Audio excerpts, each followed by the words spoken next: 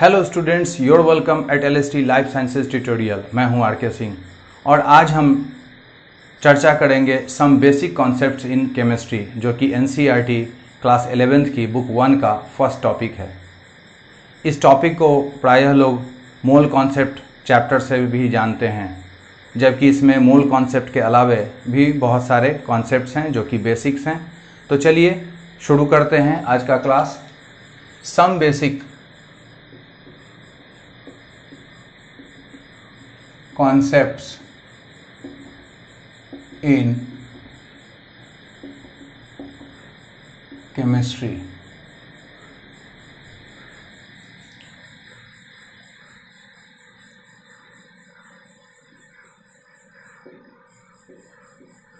Chemistry जो शब्द है यह ग्रीक शब्द कीमा से उत्पन्न हुआ है और इस कीमा का अर्थ होता है black colour. Term chemistry is derived from a Greek word chema, which means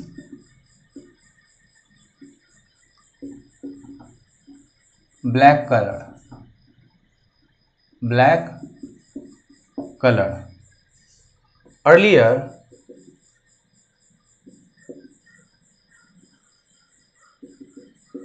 chemistry was called chemi-taking। पहले इसे हम लोग क्या करते थे, किस नाम से जानते थे? केमी-टेकिंग के नाम से जानते थे। और यह जो केमिस्ट्री शब्द है यह ग्रीक शब्द कीमा से उत्पन्न हुआ है, जिसका अर्थ है ब्लैक कलर। एक्चुअली ये केमिस्ट्री है क्या? What is chemistry? तो सबसे पहले हमें जानना चाहिए कि ये जो यूनिवर्स है, यूनिवर्स जो है यह बना है, it is made of two things. One is matter and another is energy. तो एनर्जी के बारे में जो हम स्टडी करते हैं वो है thermodynamics. Study of energy, it's transfer and transformations is called thermodynamics। जबकि यह जो मैटर है यह किससे बना है? Made of particles. तो ये मैटर जो है किससे बना है? पार्टिकल से। यानी कि ये जो मैटर है और ये जो पार्टिकल है इसके स्टडी को हम कहते हैं केमिस्ट्री। स्टडी ऑफ मैटर और particles of matter is called chemistry. इसको क्या कहते हैं? यानी मैटर और मैटर के जो पार्टिकल्स हैं उसके स्टडी को कहा जाता है केमिस्ट्री। तो ये देखिए, केमिस्ट्री जो है यह एक ग्रीक वर्ड से ओरिजिनेट हुआ है और वह वर्ड कौन सा है? कीमा, जिसका अर्थ होता है ब्लैक कलर। पहले केमिस्ट्री को किस नाम से जानते थे? केमी-टेकिंग के नाम से। जो ये यूनिवर्स है वो बना है मैटर से और एनर्जी से, और एनर्जी का जो स्टडी है इसका ट्रांसफर, ट्रांसफॉर्मेशन और जो भी लॉज हैं इन सब से रिलेटेड, इन सब का स्टडी हम करते हैं थर्मोडायनेमिक्स में। जबकि जो मैटर है यह बना है पार्टिकल से, और मैटर के स्टडी को या फिर मैटर के पार्टिकल्स के स्टडी को हम क्या कहते हैं? केमिस्ट्री। इसको आप नोट कीजिए।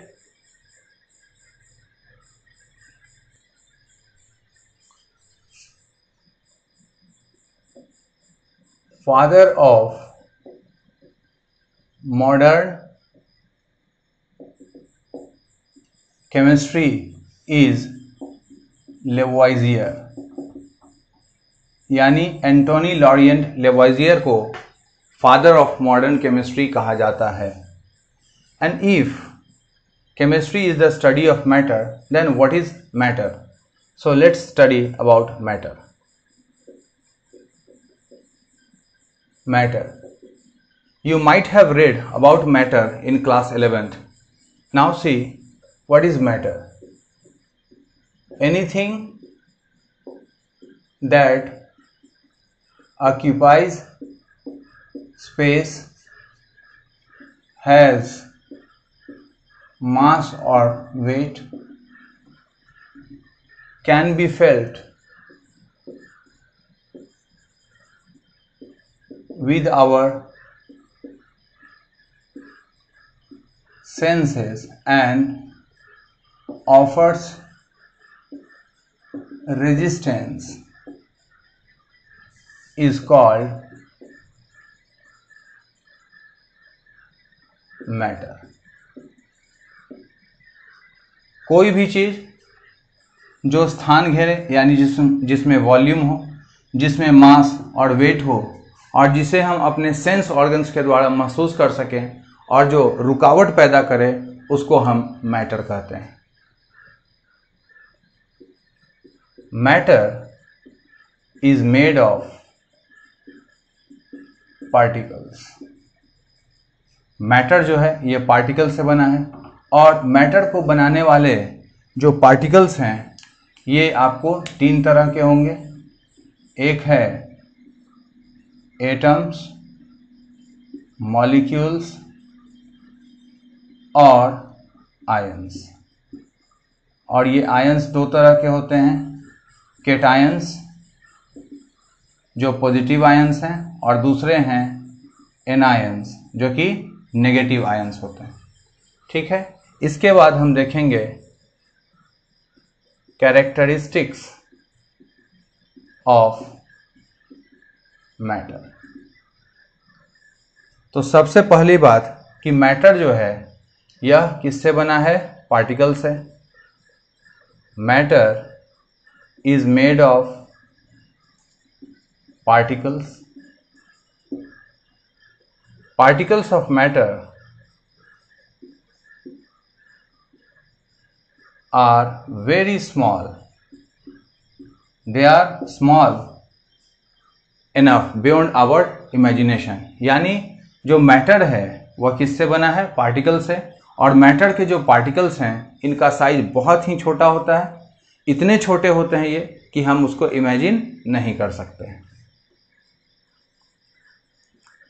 Particles of matter are continuously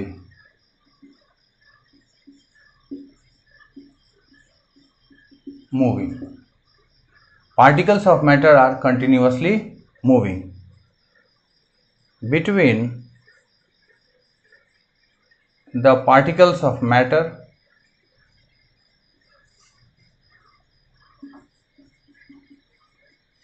empty spaces or voids are found, which are called interparticle spaces. या फिर इसको कॉमनली हम लोग कहते हैं intermolecular spaces. And also the particles of matter are held together by a mutual force of attraction,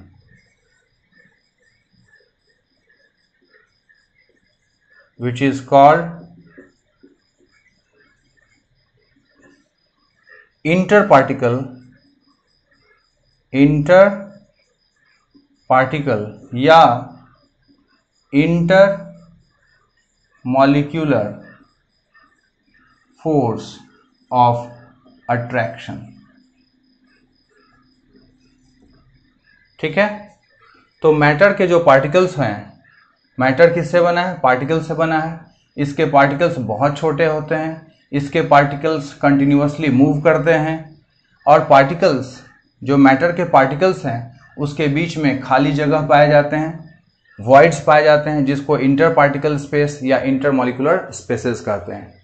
जबकि matter के जो पार्टिकल्स हैं वो एक दूसरे से बंधे होते हैं म्यूचुअल फोर्स ऑफ अट्रैक्शन, यानी आकर्षण बल के द्वारा बंधे होते हैं, और उस म्यूचुअल फोर्स ऑफ अट्रैक्शन को कहा जाता है इंटर पार्टिकल या inter molecular force of attraction. इसको आप नोट कर लीजिए।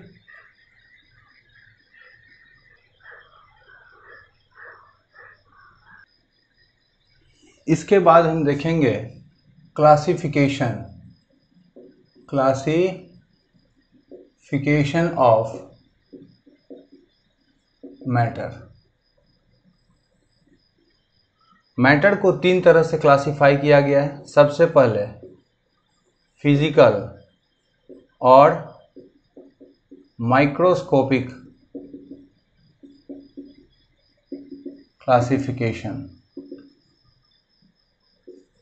Of matter. जो सेकंड है वो है केमिकल और मैक्रोस्कोपिक क्लासिफिकेशन ऑफ मैटर, और जो थर्ड टाइप है वो है बायोलॉजिकल क्लासिफिकेशन ऑफ मैटर। सबसे पहले हम जानेंगे फिजिकल और माइक्रोस्कोपिक। फिजिकल और माइक्रोस्कोपिक क्लासिफिकेशन ऑफ मैटर। ये जो फिजिकल और माइक्रोस्कोपिक क्लासिफिकेशन है मैटर का, इसमें मैटर को क्लासिफाई किया गया है। Matter has been classified in 6 physical forms.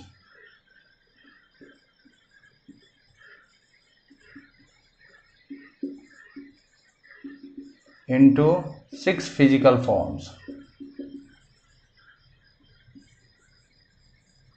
and they are solids, liquids, gas, plasma, Bose-Einstein condensate और है फर्मियोनिक कंडेंसेट।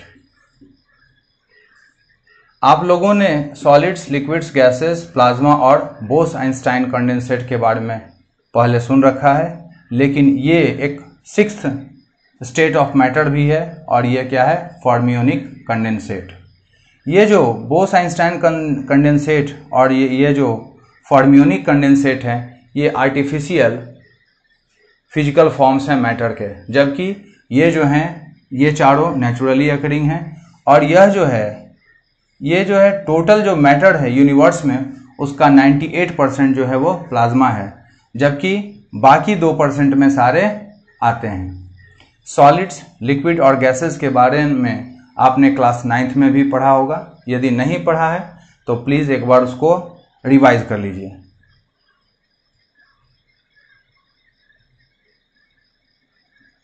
अगले वीडियो में हम लोग जानेंगे सॉलिड्स, लिक्विड्स, इन सब के प्रॉपर्टीज़ के बारे में, तो आप इसको नोट कर लीजिए।